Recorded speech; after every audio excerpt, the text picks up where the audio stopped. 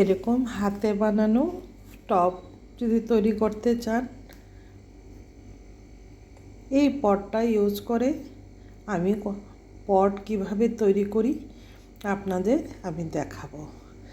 মনটা খুব ভালো লাগছে, আমি অনেকগুলো টব বানিয়েছি। এটাতে আমি অয়েল মাখিয়ে নিয়েছি পটটাতে।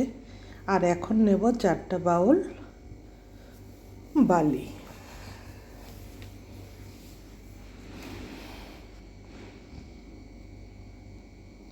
আর নেব 3 বাউল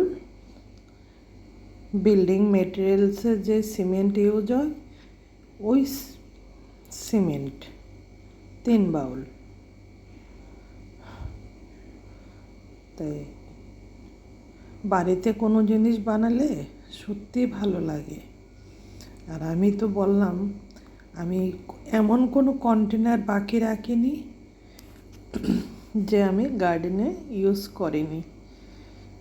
কারণ পনিরের ডিবি, দইয়ের পাতিল, পুজো বাড়ির প্যারার পাতিল, glass, one time glass, cold ড্রিঙ্কসের বোতল, আমি অনেক কিছু ইউজ করেছি। তাই আমি এখন সিমেন্ট আর বালি ভালো করে মিশিয়ে নিচ্ছি, আর সঙ্গে একটু বলছি গার্ডেনিং আমি কিভাবে করি। এখন একটু সিমেন্ট নিলাম, এটা একটু লিকুইড ফর্মে রাখবো। আর যেই পটটা আমি নিয়েছি এটাতে সম্পূর্ণভাবে সুন্দর করে লাগিয়ে নেব। আর আমি এক হাতেই ক্যামেরা করি। সম্পূর্ণ ভিডিওতে যদি কোনো কোশ্চেন থাকে অবশ্যই বলবেন, আমি চেষ্টা করব নেক্সট ভিডিওতে ক্লিয়ার করতে। আমি সবটাতে সিমেন্ট মাখিয়ে নিয়েছি। যেই জায়গায় একটু ভেজা ছিল ওইখানে কিছু ড্রাই সিমেন্ট আমি লাগিয়ে নিলাম। এখন কি করব, এখানে 2টো হোল আছে, এখানে 2টো কাগজের টুকরো দিয়ে দিলাম। আর বাটিতে যে লিকুইড সিমেন্টটা ছিল ওটা আমি বালু আর সিমেন্টের মিক্সে দিয়ে দিলাম। আর সিমেন্টটা বালুটা আমি সবটা একসঙ্গে মিক্স করব না, কেননা আমি তো প্রফেশনাল না। দেখুন রান্নাঘরের হাতা নিয়েছি আর একটা গ্লাভস পরে নিয়েছি, হাত দিয়ে চেপে চেপে আমি সিমেন্টটা লাগাচ্ছি। আমি নিচে কেন দিলাম না আগে, এটার কোশ্চেনটা আমি বলছি। যে কোনো ভিজা জিনিস জলটা সে নিচের দিকে ছাড়ে, তার জন্য মিডলের পোর্শনটা আমি পরে দেব। আর আমি কিভাবে ফিনিশিংটা করি, আমি এটা ভিতর কাজ করব, আমি বাইরের এরিয়াটা নেব না। তো আমি ভিতরে মশলাটা, সিমেন্ট বালির মশলাটা লাগাবো সুন্দর করে। চেপে লাগাবেন। আর না চাপলে কি হবে, বাইরের যে ফিনিশিংটা আসে না, একদম বাজে আসে। ভালো করে চেপে লাগালে বাইরের ফিনিশিংটা খুব স্মুথ আসে। এখন দেখুন আমি সুন্দর করে নিজের হাত দিয়ে, আর সিমেন্টটা তো সাধারণত আমাদের অভ্যাস নেই হাতে ধরার, তাই আমি একটা গ্লাভস পরে নিয়েছি। আমার বাগানে অনেকগুলো পট করেছি, আমি নেক্সট টাইম যখন বাগানটাকে আমি দেখাবো আমি সবগুলো পট দেখাবো, শুধু এই সাইজ না, আমি অনেক পট করে রেখেছি।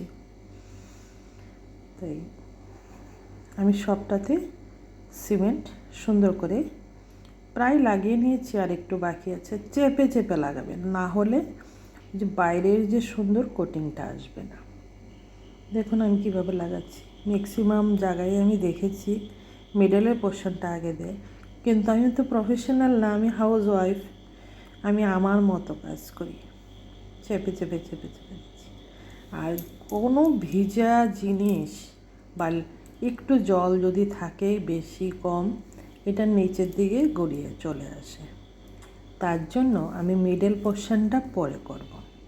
আর প্রফেশনালরা সাধারণত মিডল পোর্শনটাই আগে করে। আমি মিডলটা দেখবেন কি সুন্দর করে মেশাচ্ছি।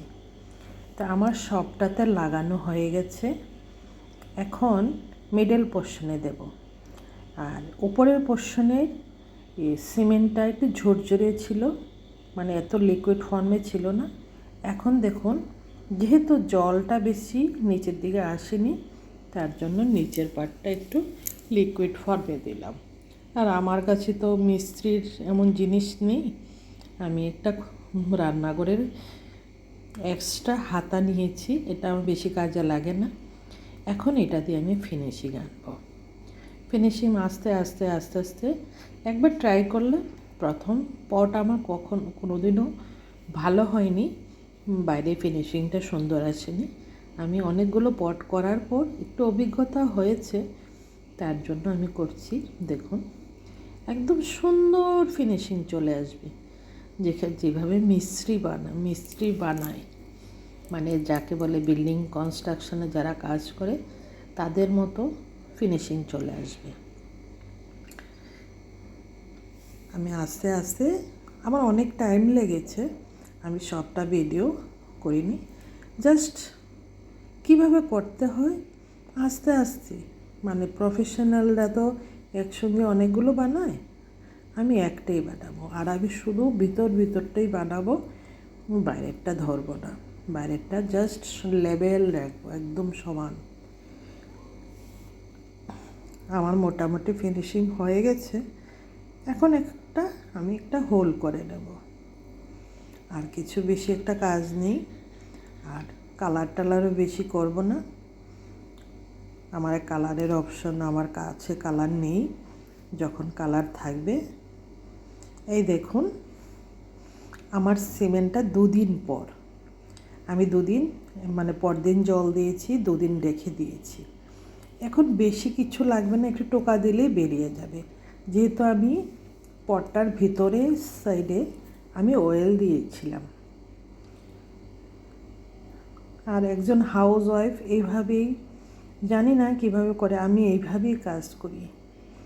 আমি এখন হাউস ওয়াইফ হলো, আমি পার্ট টাইম ইউটিউবার। দেখুন আমার পটের ফিনিশিং বলতে কি, একদম স্মুথ ফিনিশিং বাইরে।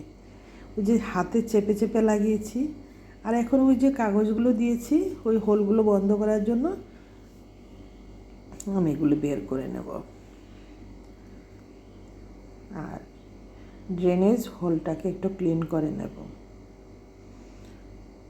আর একটা পট আমি ট্রান্সপ্লান্ট করে দেব, কেননা আমি এটাকে বনসাই করব। এটাকে আমার বাগানে অনেক নয়নতারা আছে, একটা বনসাই করব।